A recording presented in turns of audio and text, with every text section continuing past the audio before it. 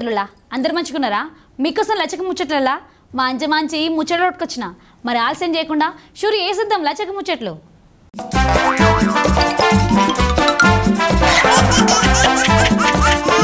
వరేవ్వా ఏమన్నా ముచ్చట్నా ఇది? గురువుని మించిన శిష్యులు అని అంటారు కదా. మరి శిష్యులు కాకపోయినా శిష్యులమని చెప్పుకొని గురువు గారిని మించిపోయి గీ స్టూడెంట్లు గురువు గారు అని సారు గుండుకు సొట్ట పెట్టే పని చేసిళ్ళు సంగారెడ్డిలా. మరి వాళ్ళు శిష్యుల చిల్లరగాల అనేది గీ వార్త మొత్తం చూస్తే మీకే తెలుస్తుంది.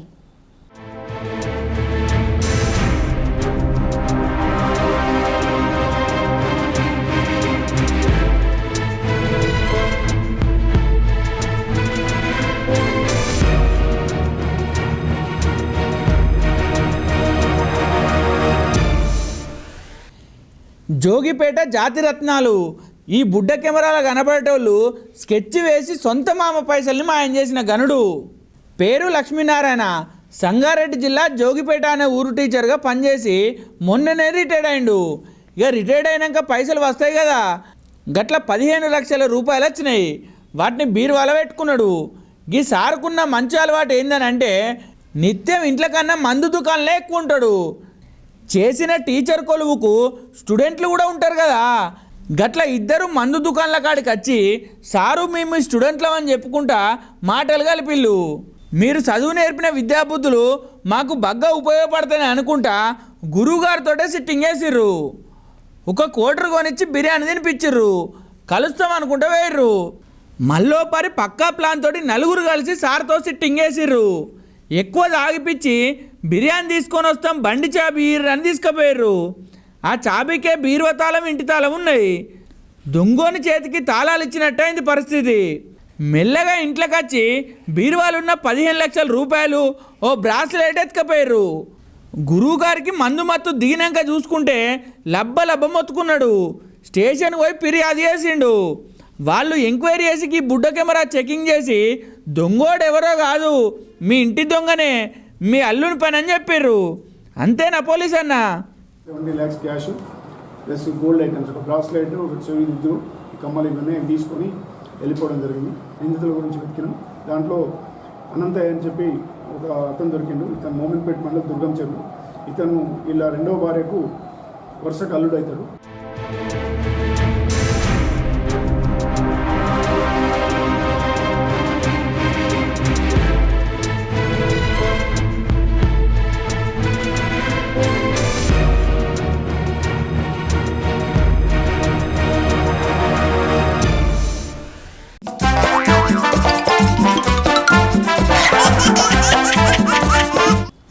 మీకోసం ఇప్పుడు కండ్లు బయర్లుగా మేము ముచ్చట ఒకటి చూపిస్తా. గీ ముచ్చట చూస్తే మీరు షాక్ అవుతారు. ఇంతకి ముచ్చట ఏందంటారా? ఒక పెద్దక్క ధనలక్ష్మి స్వాగతం పలకాలని ఏం చేసిందో జల్దీన చూడుర్రి.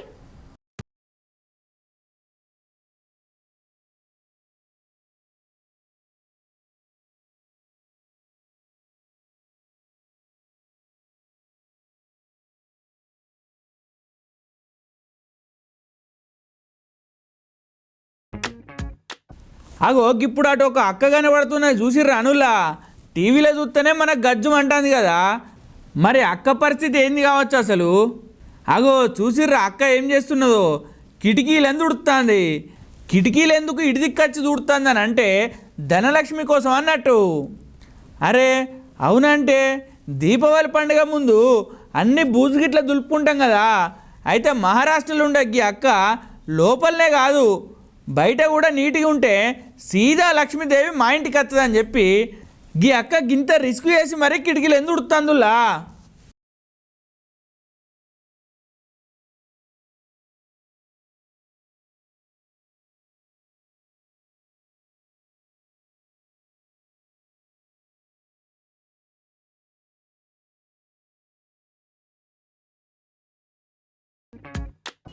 చూసి రానుల్లా, ఓ అక్క తుడిస్తే తుడిచినావు కానీ ఇంకోసారి ఇలాంటి సాహసాలు చేయకు.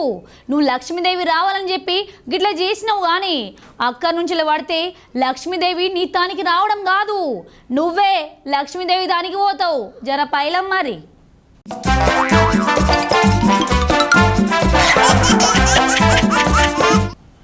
8 సంవత్సరాల నుంచి కేసీఆర్ సారే ముఖ్యమంత్రి. ఒక్కసారి కాదు 2 సార్లు కేసీఆర్ సార్కు అవకాశం ఇస్తే కేసీఆర్ సారు ఏం చేసిందని గరమైంది వైఎస్ఆర్టీపీ అధ్యక్షురాలు వైఎస్ షర్మిలక్క. నిర్మల్ జిల్లాలో వైఎస్ షర్మిలక్క పాదయాత్ర చేసి అటెంక కేసీఆర్ సార్ మీద గిట్ల గరమైంది. ఒకసారి కాదు 2 సార్లు కేసీఆర్ గారికి అవకాశం ఇస్తే మరి కేసీఆర్ గారు ఏం చేశాడు? ఏమ్మా మీ గ్రామానికి ఏం చేశాడు? మీ కుటుంబానికి ఏం చేశాడు? మీ బిడ్డలకు ఏం చేశాడు? ఒక్క రకంగానైనా మేలు పొందారా? ప్రభుత్వం మాకు ఇది చేసింది అని ఒక్క రకంగానైనా చెప్పుకునేటట్టుందా? రుణమాఫీ చేస్తానన్నాడు కేసీఆర్ సార్, రుణమాఫీ అయిందన్నా? 0 వడ్డీకే మహిళలకు రుణాలు ఇస్తానన్నాడు, సంఘాలకు 0 వడ్డీకే. ఏమ్మా వడ్డీ మీకు పడుతుందా? సార్ కడుతున్నారా?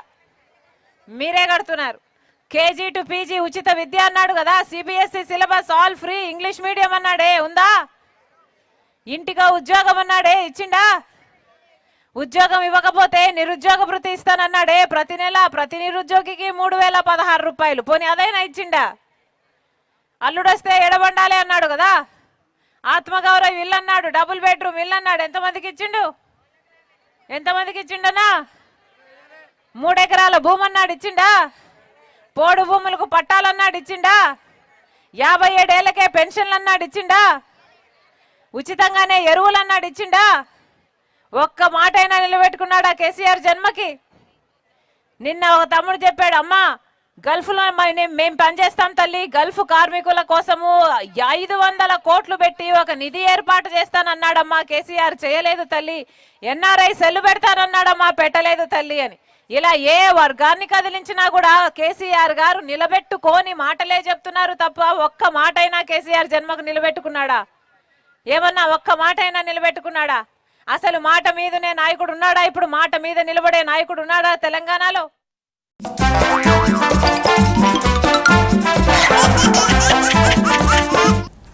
గీ నడుమ లోన్ యాప్లు చేయబట్టి చాలా మంది పానాలు పోగొట్టుకుంటున్నారులా. వనపర్తి జిల్లా కొత్తగూడెం మండలం శేఖర్ అనే తమ్ముడు లోన్ యాప్కి వెళ్ళి 2000 తీసుకున్నాడట. అటెంక 2000కు 30,000 అట్టిండట. అయినా సుత లోన్ యాప్ వాళ్ళు ఇంకా కట్టాలనే సరుకు ఏం చేయాలనో తెలవక పానం తీసుకున్నాడు. అన్న నువ్వు చెప్పే అసలు ఏమైందో? ఇప్పుడు అనుకుంటున్న విషయం ఏంటంటే ఈ ప్రైవేట్ లోన్ యాప్స్ ఈ ప్లాన్ డబ్బులు తీసుకోలేదని ఒకటి అంటున్నారు. అయినా కానీ మానసికంగా ఆ ప్లాన్కి ఒత్తిడి ఎక్కడి నుంచి వస్తుందో తెలియదు. దాని మూలంగా ఈరోజు ఒక నిండు జీవితం రాలిపోయింది. దానికి వాళ్ళ కుటుంబానికి ఎందుకంటే తీరని నష్టం జరిగింది. ఇలాంటి యాప్స్ను ఈ రాష్ట్ర వ్యాప్తంగా రద్దు చేస్తే చాలా మంచిదని కోరుకుంటున్నాము. Sincere candidate, dedicated person. నాకు పర్సనల్గా డ్రైవర్ కూడా పనిచేసేవాడు. వ్యక్తిగతంగా చాలా సున్నితమైన మనస్తత్వం కలవాడు. కొద్దిగా ఆర్థికపరమైన ఇబ్బందుల వల్ల ప్రైవేట్ లోన్ యాప్ ద్వారా కొంత అమౌంట్ లోన్ తీసుకున్నాడని చెప్పి తెలిసింది తన కుటుంబ సభ్యుల సమాచారం మేరకు. అది ఏంటని కొంచెం విశదీకరిస్తే ఆ అమౌంట్లో కూడా ఎంతైతే కట్టాల్సి ఉందో ఆ అమౌంట్ మొత్తం కట్టినాక కూడా మళ్ళీ బ్యాక్ ఎండ్లో ఆ ఇంట్రెస్ట్ అని చెప్పి క్యాలిక్యులేట్ చేసి ఆ అబ్బాయిని ఇంకా ఇన్స్టాల్మెంట్స్ కట్టేది ఉందని చెప్పి చాలా వేధింపులకు గురి చేసినట్టు తెలిసింది. ఒక 4,000 రూపీస్ లోన్ తీసుకోవడం జరిగింది. తీసుకున్న తర్వాత ఇతను పే చేయట్లేదని చెప్పేసి వీళ్ళకు సంబంధించిన ఈ దాసరి శేఖర్కి సంబంధించిన బంధువులకందరికీ ఇతను ఫోటో పెట్టి ఇతను లోన్ తీసుకున్నాడు, అమౌంట్ పే చేయట్లేదు, ఇతను మీరు ఒక రెస్పాన్సిబిలిటీ పర్సన్గా మీరు పే చేయించండి అని చెప్పేసి వాళ్ళ బంధువులకందరికీ మెసేజ్ పెట్టడం జరిగింది. అంటే అన్ని వాట్సాప్లకి మీ బంధువులకి షేర్ చేస్తామని చెప్పడం వల్ల అతను కొంచెం బాధలకు గురై నిన్న రాత్రి నైలాన్ తాడుతో ఉరి వేసుకొని చనిపోయాడని చెప్పేసి ఈరోజు వాళ్ళ భార్య చందన గారు కంప్లైంట్ ఇవ్వడం జరిగింది మన పోలీస్ స్టేషన్లో. దీని మీద కేసు నమోదు చేసి ఇన్వెస్టిగేషన్.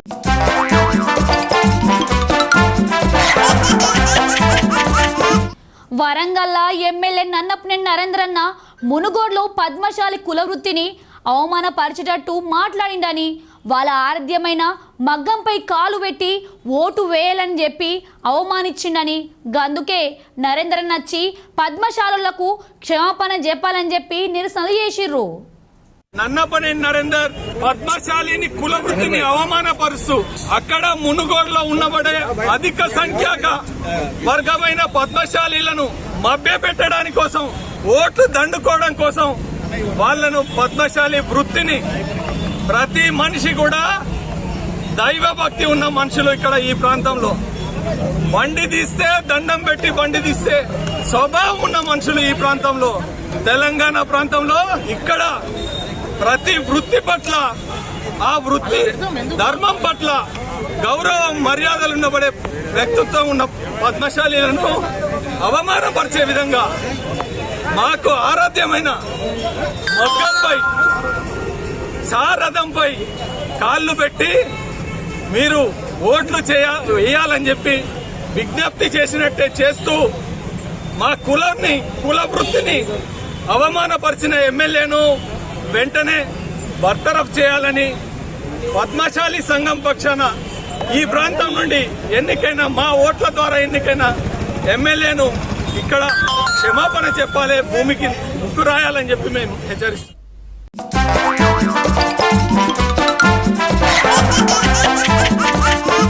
మునుగోడ్ల అక్రమాలు, ఎన్నికల నియమాలను పాటిస్తలేరని చెప్పి రాష్ట్ర ఎలక్షన్ కమిషన్కి ఫిర్యాదు చేసిండు టీజేసీ అధ్యక్షుడు ప్రొఫెసర్ కోదండరామన్న. ఎలక్షన్ కమిషను ఎట్లాగో దాన్ని అయితే ఎవరు కూడా పట్టించుకోవటం లేదు, సంపూర్ణంగా బేఖాతరు చేసిండ్రు. భయం అనేది ఉంటుంది, ఆ భయం కూడా మనకు అక్కడెక్కడా కూడా కనబట్టం లేదు. మేము నిజంగా ఎన్ని రకాలైనటువంటి ఉల్లంఘనలను చూసినాము. మొదటిది ఏంటంటే, మంత్రులు ఎవ్వరు కూడా తమ అధికారికమైనటువంటి పొజిషన్ను ఉపయోగించడానికి వీల్లేదు, కానీ ప్రతి మంత్రి అక్కడికి ఎస్కార్ట్తో వెళ్తున్నాడు. ఎట్లా వెళ్తారు ఎస్కార్ట్గా? ఆయన ఒక సాధారణ పార్టీ కార్యకర్తగా ప్రచారానికి వెళ్తున్నాడు. వెళ్ళటమే కాదు, తమ అధికారికమైన హోదాను ఉపయోగించుకొని హామీలు ఇస్తున్నారు. ఒక మంత్రి అయితే మేము నియోజకవర్గాన్ని దత్తత తీసుకుంటాం, మేము ఈ నియోజకవర్గాన్ని డెవలప్ చేస్తాము, మా మాట నమ్మండి అని చెప్పి తాను ప్రకటించిన విషయం మీ అందరికీ తెలుసు. దానిపైన చాలా చర్చ జరిగింది. అది వాస్తవానికి ఆయన అధికార హోదాను దుర్వినియోగం చేయటం తప్ప వేరొకటి కాదు. దీన్ని మేము ఇవాళ లేవనెత్తడం జరిగింది. ఇట్లా దుర్వినియోగం చేసిన వాళ్ళపైన చర్యలు తీసుకోండి, అదేవిధంగా వాళ్లకు ఈ ఎస్కార్ట్ ఇవ్వటం మానేయాలని కూడా మేము ఇవాళ ఎలక్షన్ కమిషన్ వారికి సూచన చేసినాం. అదేవిధంగా మేము ఎలక్షన్ కమిషన్ వారికి చెప్పిన ఇంకొక మాట ఏంటంటే, ఇంకా అక్కడ మద్యం అయితే విచ్చలవిడి, తిండి గురించి ఎవరో కంప్లైంట్ చేయటానికి లేదు, ఎందుకంటే ఎవరో ఒకరు తింటున్నారు, నష్టమేం లేదు. కానీ విషయం ఏంటంటే, ప్రతి ఊళ్ళో మీరు కనుక చూస్తే మ్యారేజ్ హాల్లో టెంట్లో ఉంటాయి. ఆ టెంట్ల కింద సాయంత్రం ఏంటంటే చాలు ఇక మద్యం ప్రవహిస్తూ ఉంటుంది.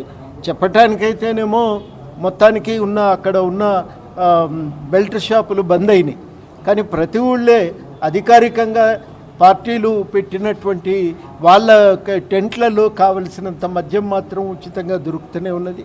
దీని మీద మీరు చర్యలు తీసుకోవాలని చెప్పి మేము అడిగినాం. అధికారికంగా మోడల్ కోడ్ ఆఫ్ కాండక్ట్ ప్రకారం ఎక్కడ కూడా రోడ్లను బ్లాక్ చేయడానికి వీల్లేదు. కానీ మీరు చూసినారు, మొన్న మంత్రి గారు అక్కడ రోడ్డు షో చేస్తే హైవేను బ్లాక్ చేసినారు గంటల తరబడి. నిజానికి ఎంత ఇబ్బంది పడ్డారో ఆ ట్రక్కులలో కూర్చొని, వెహికల్స్లో కూర్చొని ఆ దారిన వెళ్ళేటువంటి వాళ్ళు చాలా ఇబ్బంది పడ్డారు. అన్ని ట్రాఫిక్ ముఖ్యమైన జంక్షన్స్లో రోడ్డును గంటల తరబడి బ్లాక్ చేసి మీటింగులు పెడుతున్నారు. ఇది చాలా అన్యాయము, ఈ పద్ధతులు కొనసాగించొద్దని కూడా మేము చెప్పినాం. ఈ మీటింగ్ల సమీకరణకు కూడా విచ్చలవిడిగా డబ్బులు చెల్లిస్తున్నారు, 300 నుంచి 500 దాకా చెల్లిస్తున్నారు. ఆ పైసలు లెక్కల ఖర్చు, ఎలక్షన్ ఖర్చులోకి లెక్క కడతారా లేదా అనే మాట కూడా మేము చాలా సూటిగా అడిగినాం.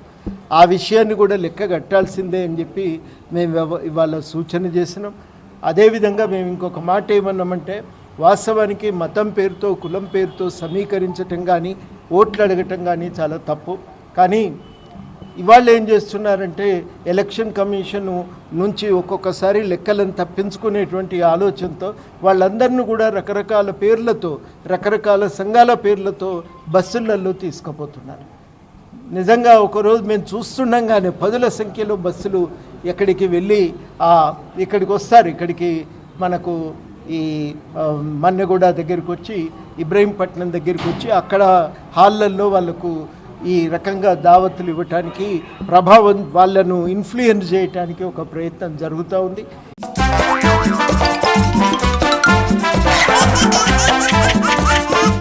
ఏ సభ పెట్టినా కేసీఆర్ను తిట్టడం తప్ప గా మునుగోడ్లో ఏం చేస్తారో చెప్పిర్రా ఎవరైనా. ఇప్పుడు ఆడ 3000 పెన్షన్ ఇస్తామంటారు. గట్లనే హుజరాబాద్లా దుబ్బాకలా 3000 పెన్షన్ ఇస్తామన్నారు. ఇచ్చిర్రా అని బీజేపీ కాంగ్రెస్ మీద గరమైండు మంత్రి తలసాని సీనన్న. అన్న ఇంకా ఏమన్నాడో ఈనుల్లి.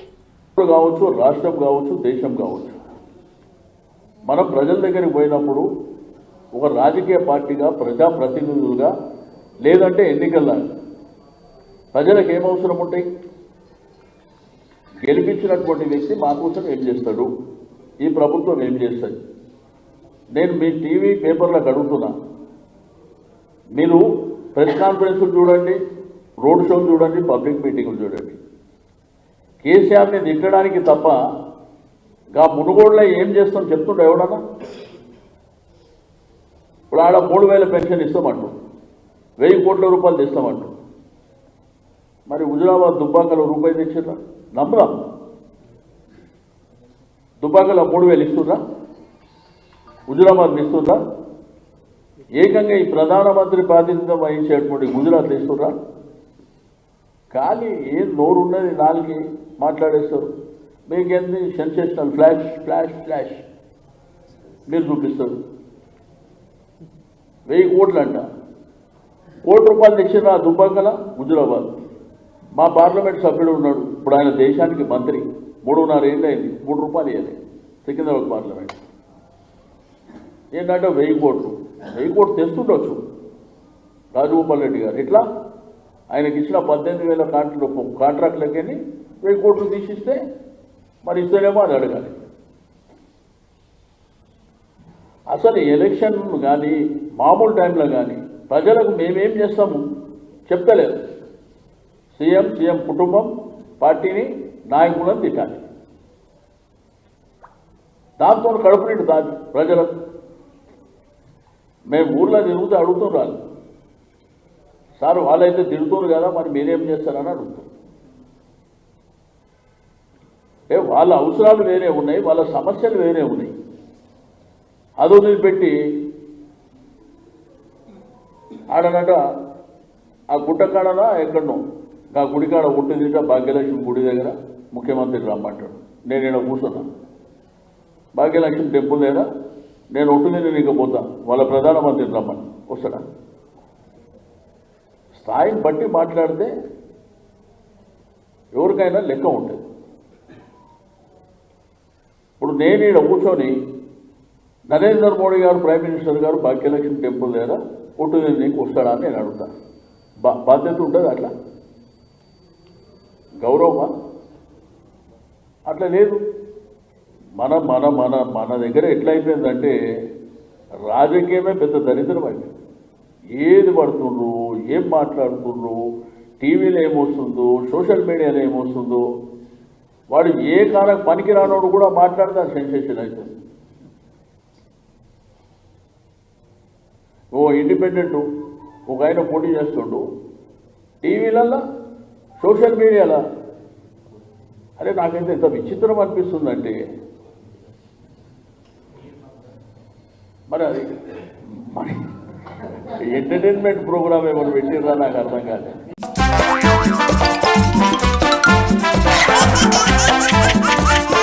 చూసిలి కదా, గివి మరి 7 లక్షల ముచ్చట్లు. ఇంకిన్ని ముచ్చట్లతో మళ్ళీ కలుస్తా అంతరుకుంటా మరి.